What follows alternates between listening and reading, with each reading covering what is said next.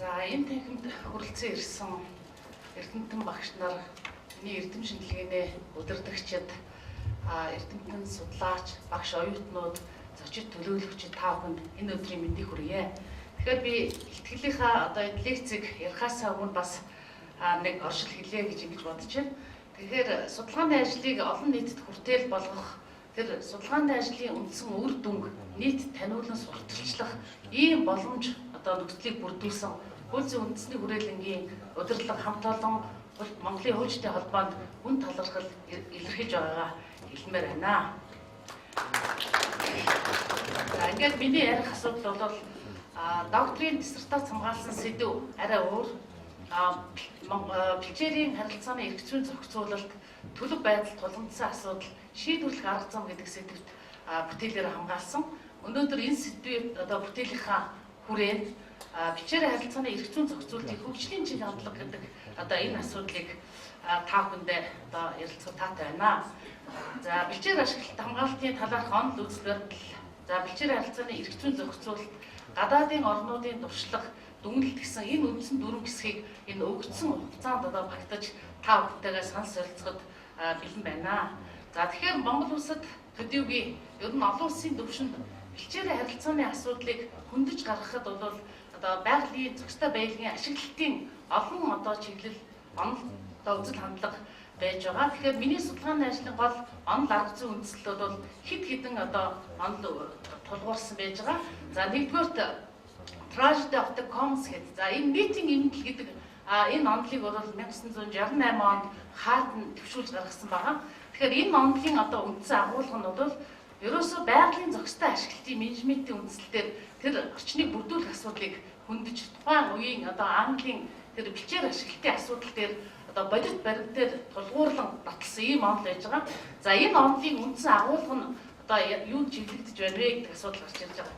Тэгэхээр энэ хаалтны онол бол ерөөсөө байгалийн нөөц баялагийг хувь хүмүүс өөрийн амин хувиа хичээсэн тийм үзлээр ашиглах юм бол энэ эцэстээ тэр байгалийн сүрэлд хүрэх, улс орон улмаар хохиролд хүрэх гэсэн ийм агуулгатай онол байж байгаа. За энэ онолын гол агуулгыг бол Монгол улсын бэлчээр ашиглалтын асуудал дээр хөндөж гаргах нь зүйтэй юм а гэсэн энэ санааг хэлгээд байгаа. За энэ нь бол нийтийн эзэмшлийн тэр бэлчээрийн газар дээр малаа өсгөх, өөрөөр хэлбэл эдийн засгийн үр өгөөжөө тэр малчин өрхүүд голчлон анхаарч ерөөсөө өнөөдөр миний эдийн засаг тэр малаа өсгөхөд орлого олоод тэр амжиргааны их үүсвэрээ бий болгож авах юм бол энэ бол эцэстээ болж гинэ гэдэг үзэл хандлага удаан хугацаанд давтамжтай байсан учраас энэ эцэстээ тэр хохирол хүрсэн. Өөрөөр хэлбэл олсон орлогоосоо зарлаганд авсан буюу тэр бэлчээрийн дороотлол гэдэг байгалийн баялагын тэр зохисгүй ашиглалтанд бол тэр улс орондоо хохирол үзүүлсэн байгаамаа. За энэ онд нь бол бэлчээрийн харилцааны тулгуур үзэл онол гэж хэлж болно. За дараагийн үзэл баримтлал Элин Ростромын концепц байж байгаа. За энэ Элин Ростромын үндсэн үзэл баримтлал нь Community Based Natural Resource Management. За энэ болохоор байгалийн нөөцийн менежмент туршилсан хамтын нийгмийн байгууллага гэдэг. За энэ үзэл баримтлалын үндсэн агуулгаараа Остром олон улсын түвшинд хүлээн зөвшөөрөгдөж Нобелийн шагнал хүртсэн байж байгаа. За энэ үзэл баримтлалын гол агуулга нь бол үндсэн 8 зарчим дээр тулгуурлаж гарч ирсэн. За энэ 8 зарчим нь бол ерөөсөө байгалийн нөөц баялагийг тодорхой хил заагтай байх ёстой. Тодорхой хил заагтай байж тэр нөөцийн зохистой ашиглалт бий болно гэсэн эхний зарчим байж байгаа. За дараа нь бол орон нутгийн нөхцөл байдал өөрөөр хэлбэл тэр үндэснийхээ төвшин дотооддоо дүрм журмууд нь хоорондоо нийцсэн уялдаатай ийм байх нь чухал юм а гэдгийг хүндсэн байж байгаа. За хамт олонны сонголтын шийдвэр буюу орон нутгийн тэр иргэдийн хамтын шийдвэрийн үндсэн дээр байгалийн баялагын ашиглалтын асуудлыг шийдвэрлэх асуудлыг хүндсэн. За мониторинг буюу хяналтыг хийх нь зүйтэй юм а гэсэн ийм зарчим байж байгаа. За шаталсан хариуцлагууд өөрөөр хэлбэл өнөөдрийн энэ төвшөнд тэр нөөцийг ашиглаж байгаа малчид за тэр ашиглах субъектууд ерөөсөө тодорхой төвшөнд нь хариуцлагатай байх ёстой. Энийг эрх зүйн зохицуулалтаар бий болгох ёстой гэсэн энэ зарчим. За маргааны хяналт шийдвэрлэх. За энэ бол үндсэндээ энгийн төвшнөөсөө шүүхийн төвшөнд хүрэж байдаг юм уу? Ийм шаталсан төвшөнд нь маргааныг шийдвэрлэх зүйтэй юм а гэсэн зарчим байж байгаа. За зохион байгуулах эрхийг өөрөөр хэлбэл тэр малчдын санд оролцоон дээр тулгуурлаад нутгийн иргэдийн тэр иргэд өөрсдийн хүсэл зоригийн үндсэн дээр шийдвэр гаргах төвшөнд нь хүлээн зөвшөөрөх ёстой гэсэн зарчим байж байгаа. За байгууллагууд нь хоорондоо хамааралтай байна гэж. Тэгэхээр энэ байгалийн нөөцийн баялаг бол зөвхөн дан ганц бичээрээр зогсохгүй бид бүхэн мэдж байгаа.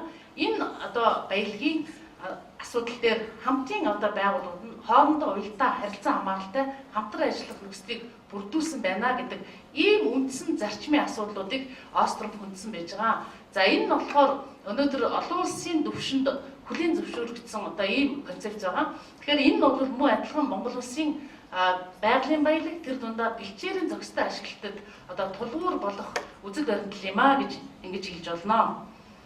За дараагийн үзэл баримтал энэ land grabbing гэдэг. Тэгэхээр land grabbing гэдэг энэ үзэл баримтал бол ерөөсөө улс төрийн эрхэм төлтнүүд шийдвэр гаргах төвшөндөө нутгийн иргэдийн санал оролцоог үл харгалзаж тэр газрыг түрэмгийж одоо эзлэх гэдэг ийм үзэл баримтал байж байгаа. Тэгэхээр энэ нь болохоор та бүхэн харж байгаа энэ зураг дээр бол Африкийн орнуудаас сүүлийн 50 гаруй жилд одоо энэ үндсэндээ нотлогдож байгаа энэ бодит практик дээр үндэслэж гарч ирж байгаа ийм одоо онол энэ чиг хандлага байж байгаа. Тэгэхээр we are only protect our land resource гэдэг. Тэгэхээр энэ бол үндсэндээ энэ онолыг одоо илэрхийлж чадахгүй одоо тийм үзэл баримтал болж байгаа. За энэ дээр өөр хэлбэл тэр нутгийн иргэн яагаад бид энэ land grabbing буюу газрыг тэр түрэмгийлж эзлэх асуудлыг зогсоох вэ гэдэг дээр энэ Африкийн ард түмнүүд өнөөдөр хүчтэй тэмцэж байгаа.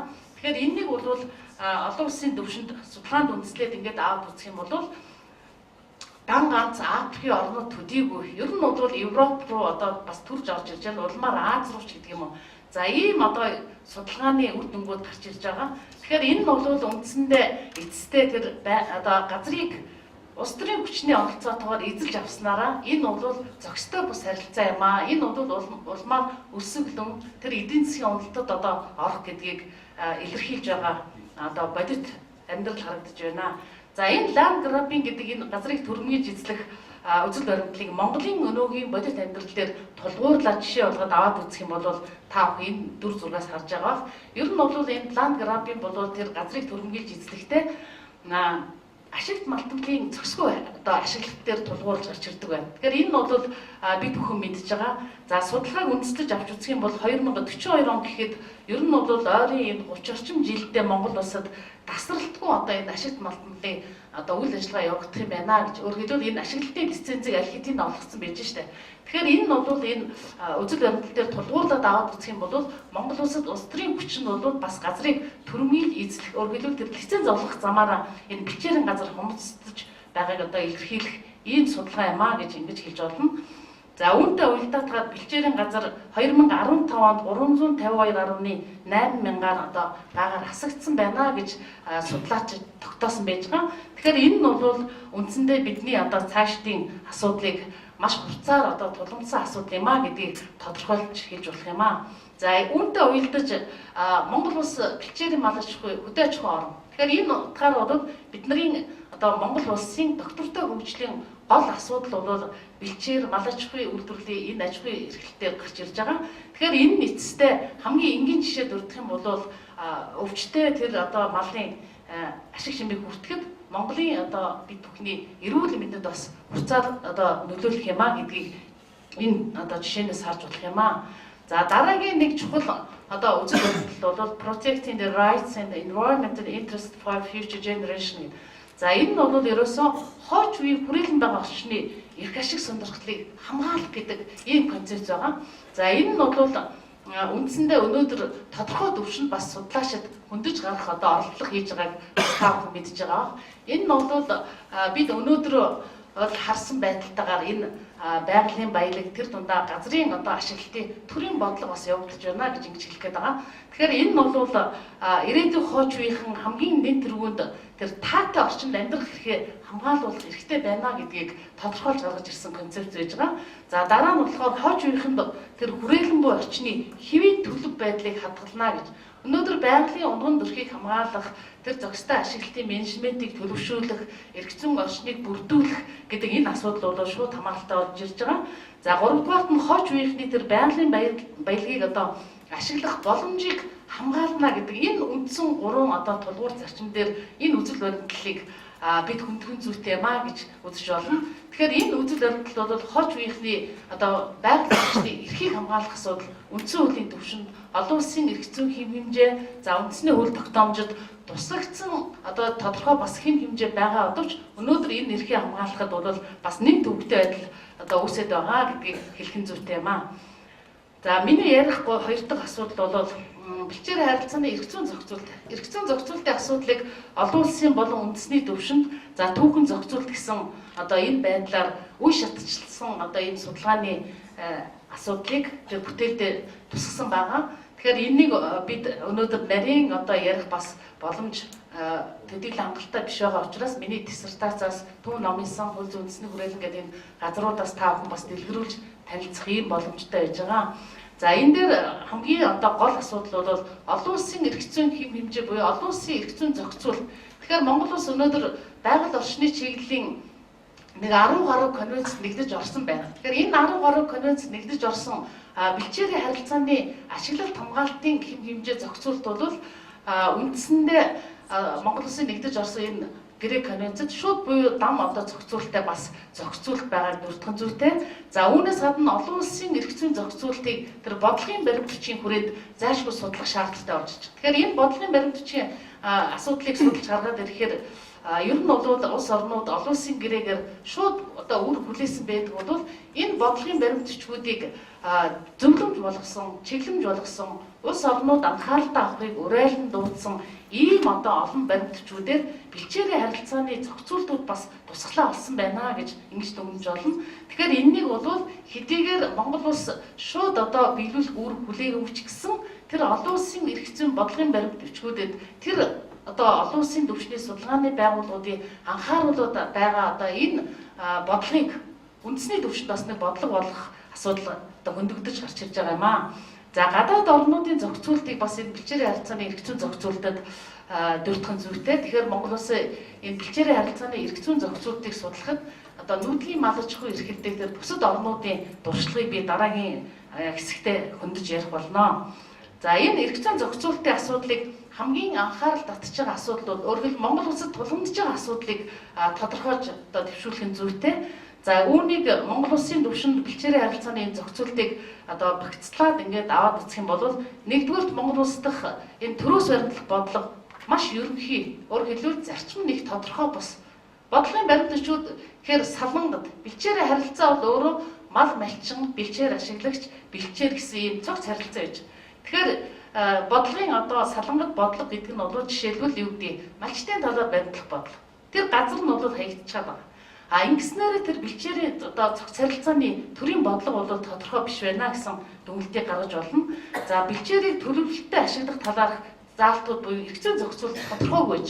Өнөөдөр ганцхан жишээ аваад үзэх юм бол бэлчээрийн асуудлыг малчтын хэсэг бүлгээр ашиглуулж болно гэсэн ганц одоо хэм хэмжээ газрын хуулийн 52 дугаар зүйл байж. Тэгэхээр малчтын хэсэг бүлгээр зохицуулна гэдэг бол өөрөө тодорхойгүй заалт. Малчтын хэсэг гэж юу хэлэх вэ? Малчтын бүлэг гэж юу хэлэх вэ? Өөрөөр хэлбэл бэлчээрийн харилцааны нэг тэргүүний субъект нь бол хуулиараа тодорхой бус байна гэж ингэж хэлэх гээд байгаа. За бэлчээрийг үн төлбөргүйгээр сорчлон ашиглах тийм нөхцөлийг бүрдүүлж байна.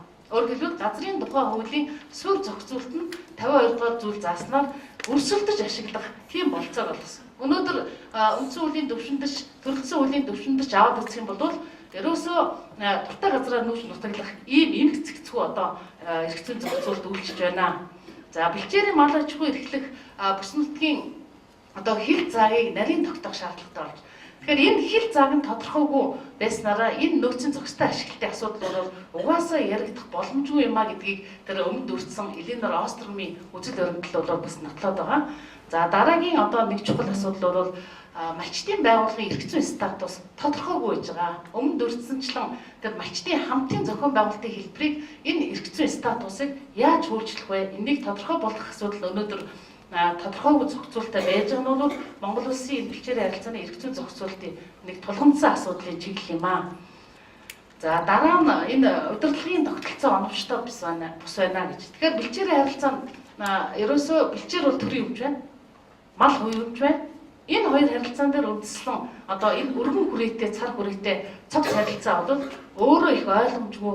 Одоо удирдлагын шийдвэр гаргах төвшөнд нь малчтан гарах уу, сумын иргэдийн төлөөлөгчдийн өрлөө, засаг даргу, төрийн одоо өмч гэдэг энэ агуулгын хүрээгээр бас их асуудлыг хөндөж гаргах нь зүйтэй болж байгаа. За субъект төлөөлөх хариуцлагын асуудал сул буюу одоо ийм зохицуулт зарим тохиолдолд байхгүй байж байгаа гэдгийг энэ Монголын одоо бэлчээрийн зохицуулт эрх зүйн орчинаар илэрхийлж байгаамаа. За гадаадын орнуудын туршлагыг бас судалгааны ажлаар хөндөж гаргасан байгаа. За тэгэхээр Киргиз улс миний судалгааны ажлын хүрээнд энэ нүүдлийн мал аж ахуй эрхэлдэг тэр мал аж ахуйн одоо системтэй орнуудад бэлчээрийн харилцаагаа яаж зохицуулдаг вэ гэдэг рүү чиглүүлж энэ улс орнуудаа сонгож авсан байж байгаа. За тэгэхээр Киргиз бол та бүхэн маш сайн мэдж байгаа. Монгол улстай ер нь бол тэр одоо амьдралын хэм маяг нь энэ зургаас хүртэл одоо илэрхийлэгдэж байгаа. Тэгэхээр энэ Киргиз улс 2009 онд бэлчээрийн тухай одоо бие даасан хууль батлан гаргасан байж байгаа. Тэгэхээр 2009 оны энэ бие даасан хуулийн үндсэн үзэл баримтлал нь ерөөсөө тэр байгалийн нөөцийн хамтын менежментийн үзэл баримтлалд суурилсан байна. Тэгэхээр энэ үзэл баримтлалд суурилснараа малчтын хамтын зохион байгуулалт нь тодорхой, хариуцлага нь тодорхой, тэр нөөцийн одоо хилэн тодорхой. За үүн дээр үндэслээ тэр мал, малчин, бэлчээр гэсэн энэ өргөн хүрээтэй харилцааг бие даасан хуулиар зохицуулж байгаа нь өөрөө энэ одоо том бодлого юм аа гэж ингэж үзэж болно. За малчтын хамтын байгууллагын шийдвэр гаргах төвшнийг хуулиараа олгосон учраас тэр орон нутгийн төвшин шийдэж байгаа. За манай улстай харьцуулах асуудлаа энэ улс орнуудын дараа бас нэг дүгнэлт хийж болох ба. За субъектүүдийн эрх зүйн байдлыг ялгууртаа тогтоох одоо ийм зохицуулттай байна. Тэгэхээр Киргиз улсын энэ одоо хуулийн дэвшилтэд талуудыг нь энд бас товчлоод одоо бүрдсэн байж байгаа. За бэлчээрийг заавал төлөвлөлтөд ашиглах хэм хэмжээ тогтооно. Ерөөсөө бэлчээрийг төлөвлөлтгүй ашиглах асуудлыг энэ Монгол улсын хувьд бол жишээлбэл энэ эрх зүйн зохицуулалт нь гэсэн өөрөө илэрхийлээд байна л да. Тэгэхээр энэ төлөвлөлтөд ашиглах асуудал нь жишээлбэл манай улсад яадаг вэ гэхээр сумын иргэдийн төлөөлөгчдийн хурлаараа бэлчээрийн төлөвлөлтийн асуудлыг оролцуулж батлахгүйгээр шууд газар зохион байгуулалтын төлөлтөө хийдэг. Тэгэхээр энэ бол нэгдүгээр практик, хоёрдугаар эрх зүйн зохицуулалт нь бол бас зөрчилтэй байна гэж ингэж хэлж болно. За дараагийн одоо бас нэг анхаарал татсан одоо хацуулсан судалгаанд авч үзсэн орн бол бүгд Хятад улсын Өвөр Монголын өөртөө засах орн байж байгаа. За Өвөр Монголын өөртөө засах орны бэлчээрийн харилцааны эрх зүйн зохицуулалт бол бас нэлээд онцлогтой байж байгаа. За үүнийх нь онцлог гэж хэлж байгаа тодтогдож байгаа утга нь бол бэлчээрийн газрыг малчин өргөтөнд шууд эзэмшүүлсэн. Өвөр Монголд төрөөсөө санхүүжилтийн асуудлаа шийдвэрлээд тод татсан байж байгаа. За ингээд тор татсан гэхээр тэр бэлчээрийн асуудлыг малчин өргөх тус бүрдээ хашаалах байдлаар бэлчээрийг ашиглаад 30 гаруй жилийн одоо туршлага байж. Тэгэхээр энэ 30 гаруй жилийн одоо энэ хугацаанд Өвөр Монголын бэлчээрийн энэ эрх зүйн орчин болоод олон улсын түвшинд бас шүүмжлэлтэй хандах одоо нэг чиглэл болж байгаа. За яагаад вэ гэхээр нүүдлийн мал аж ахуйн тэр систем нь алдагдахад хүрч ирсэн. Өөрөөр хэлбэл хашаалаад ингэснээрээ тэр нүүдлээ чөлөөтэй хийдэг мал аж ахуйн тэр онцлог бол энэ дээр алдагдахад хүрсэн. Тэр ан анд нь одоо дайжиж алга болсон гэгмчлэн олон одоо сөрөг үр дагаврууд гарч байгаа. За ийм учраас харьцуулсан судалгааны бас нэг үр дүнд бол заавал тэр орны одоо хуулийг судалснараа хуулийг нь буулгах ч гэдэг юм уу те Монголын хөрсөнд гэдэг энэ асуудал бол байхгүй. Тэгэхээр энэ арга зүйн хувьд аваад үзсэн ч судалгаа хийгээд үзсэн ч Монголын одоо энэ бэлчээрийн мал аж ахуйд энэ Өвөр Монголын энэ бэлчээрийн харилцааны эрх зүйн зохицуулалт бол давтагдаж болохгүй юмаа гэсэн дүгнэлтэд хүрсэн байж байгаа. За үүндээ бас дэвшилтэд талууд буюу зохицуулалтууд бас байсныг хэлж болно. За Туркменстан улсыг яагаад сонгоод судлах шаардлагатай болсон бэ гэж. Тэгэхээр Туркменстан улсад 2015 онд бэлчээрийн тухай хууль баталж гаргасан байж байгаа. Тэгэхээр энэ хамгийн одоо сүүлийн үед гэдэг юм уу энэ эрх зүйн одоо зохицуултыг энэ бас нэг яагаад энэ 2015 онд тусгай хуулиар зохицуулах болов гэдэг нь бол бас нэлээд анхаарал татсан юм аа. За энд улсын одоо бэлчээрийн харилцааны зохицуултыг аваад үзэхээр ерөөсөө бэлчээрийн энэ дэд бүтцийг хөгжүүлэх санхүүжилтийн асуудал, бэлчээрийг хөрөнгө оруулалт хийх, бэлчээрийг одоо ашиглаж хамгаалахад төрн оролцох асуудлыг бас нэлээд түлхүү зохицуулсан ийм онцлогтой орн байж байгаа. Тэгэхээр Туркменстан улсын одоо энэ бэлчээрийн зохицуулалт бол бас л нэг дэвшилтэд одоо ийм зохицуулалттай улс юм аа гэж ингэж болно. За эдгээр судалгааны одоо чиглэл үр дүнд ямар дүгнэлтэд хүрсэн бэ гэдгийг авч үзэх нь зүйтэй. Тэгэхээр Монгол улсад бэлчээрийн харилцааны одоо энэ эрх зүйн зохицуулалтын асуудлыг олон улсын түвшинд болон үндэсний түвшинд ингээд аваад үзэхээр ерөөсөө Монгол улсын энэ хөгжлийн аль одоо үе шатнд төрийн бодлого байсаар ирсэн. Энэ нь бол ерөөсөө Монгол улсын тусгаар тогтнол үндэсний аюулгүй байдал доктортой хөгжилтэй шууд хамааралтай юмаа гэдгийг илэрхийлэх нэг судалгааны үр дүн гарсан. За дараагийн чухал асуудал бол ерөөсөө бэлчээр бол бас зарим тохиолдолд одоо судлаачдын энэ бүтээлд зөвхөн бэлчээрийг мал эдээшлэх зорилттой газар гэж үзэх нь буруу юм а гэж хэлгээд. Тэгэхээр мал амтан бэлчээрлэх үүнтэйгээ уялдаж тэр бэлчээр ашиглагч зөвхөн бэлчээрийг одоо ашиглах субъект бол малчин биш юм а гэдгийг тодорхойлох ийм оролдлого хийсэн байж байгаа. За дараагийн нэг чухал асуудал нь бэлчээрийн харилцааны объект буюу бэлчээр гэсэн ийм одоо гурван талт харилцааны тогтолцоог хамаарсан маш өргөн хүрээтэй ойлголт байсан учраас үүнийг бэлчээрийн харилцааг хөгжлөн зохицуулах шаардлагатай юм а гэсэн дүгнэлтэд хүрсэн.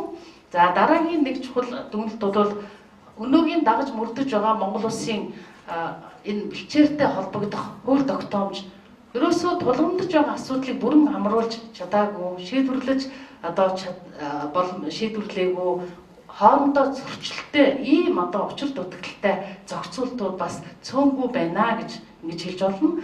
За Монгол улсад бэлчээрийн харилцааны эрх зүйн зохицуултыг шинээр бүрдүүлэхэд дэлхийн нийтийн жишг хандлага тэр олон улсын эрх зүйн хэмжээнд нийцүүлэх шаардлага Монгол улсад өнөөдөр хуцаар тавигдах болж байна.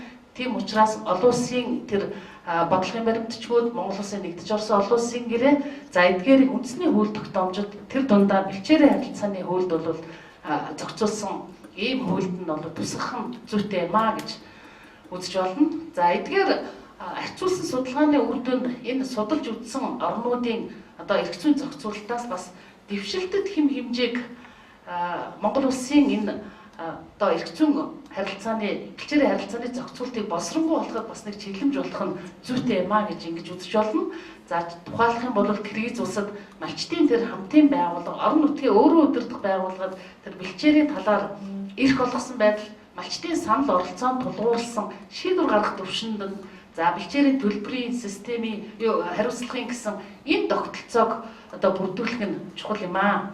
За өвөр Монголын энэ туршлагаас аваад үзэхээр тэр хөрөнгө оруулалт бэлчээрийг сайжруулах чиглэлийн одоо энэ зохицуулт бас дэвшилтэд хэм хэмжээ юм. За Туркменстан улсад түрүүнд урьдчилсан тэр бэлчээрийн дэд бүтцийг одоо хөгжүүлэх те хөрөнгө оруулалтыг сайжруулах хамгаалах асуудал дээр төрийн оролцоог бас одоо илүү үзэх гэх мэтчлэнгийн энэ одоо сайн туршлагатай орнуудаас бас нэвтрүүлж болох боломжтой байна гэж дүгнэж болно. За эцэст нь дүгнэж хэлэх юм бол Монгол улсад бэлчээрийн харилцааг ойрын хугацаанд одоо дөрвөлтэй шинжилэл хийх шаардлагатай байна. За ингэж шинжилэл хийхдээ газрын хуульд нэмэлт өөрчлөлт оруулах замаар энэ асуудал бол шийдвэрлэх боломж муутай байна. За ийм учраас Монгол улсад өнөөдөр бэлчээрийн харилцааг хуульчлан зохицуулах шаардлагатай байна. Хуульчлан зохицуулахдаа бэлчээрийн тухай хууль төрөлсөн хууль батлан гаргах нь зүйтэй юм. За энэ хуулийн үндсэн үзэл баримтанд бол тэр олон улсын одоо бүлээн зөвшөөрөгдөд байгаа энэ онол үзэл баримтлалд үндэссэн ийм хуультай болох нь зүйтэй юм а гэсэн ерөнхий дүгнэлтийг гаргаж байгаамаа. За энэ дүгнэлтээр үндэслэж тэр хуулийн чухам ямар байх вэ гэсэн одоо хэдэн жишээ дүрдэж болно. Экосистемийн тэнцвэр байдлыг хадгалах замаар энэ бэлчээрийн асуудлыг цогцтой ашиглаж гэдэг юм уу. Монгол улсын бэлчээрийн талаар баримтлах зарчим нь өөрөө тодорхой хөгжлөгдсөн байх, хамтын удирдлагыг одоо тогтоох, бэлчээрийн нөөцийн хил зайг тогтоох. Хил зайг тогтоохдоо уламжлалт буюу тэр нүүдлийн мал аж ахуйн үнд зүйлийг хадгалах замаар одоо бэлчээрийн менежментийн зохицуултыг бий болгож хил зайг нь тодорхой байж тэр хил зайг үндэслэж малчтын хамтын зохион байгууллагыг одоо бий болгох нь зүйтэй юм а гэж хэлж байгаа. За бэлчээрийн болон эрчимцэн мал аж ахуй эрхлэх бүс нутгийг тодорхой болгох. Өнөөдөр энэ асуудлыг орхигдуулснараа бэлчээрийн менежментийг хуулийн төвшөнд, төрийн бодлогын төвшөнд амьдрал дээр бас шийдэж чадахгүй одоо нэг асуудал байгаа учраас энийг тодорхой хөгжлөх шаардлагатай. За тухайн хил зайг тогтоосны үндсэн дээр тэр бэлчээрийг гэрээний үндсэн дээр малчтын хамтын байгууллагад ашиглуулъя гэсэн энэ саналыг дэвшүүлж байгаа юм. За малчтын хамтын байгууллагын одоо энэ систем нь өөрөө тодорхой болсноор урамшууллын болон хяналтын механизмыг бүрдүүлэх хариуцлагын тогтолцоо болон тодорхой болно гэсэн энэ хэдэн одоо үзэл баримтлалыг хэлж болох юм аа. За ингээд анхаарал тавьсан та бүхэнд баярлалаа. Надаас нэмж тодруулах зүйл байвал асууж болно. За миний судалгааны ажил дээр ажилдаа танилцахад диссертацтай танилцах бүрэн одоо ийм боломжтой байгааг бас дурдхан зүйтэй юм аа. Баярлалаа.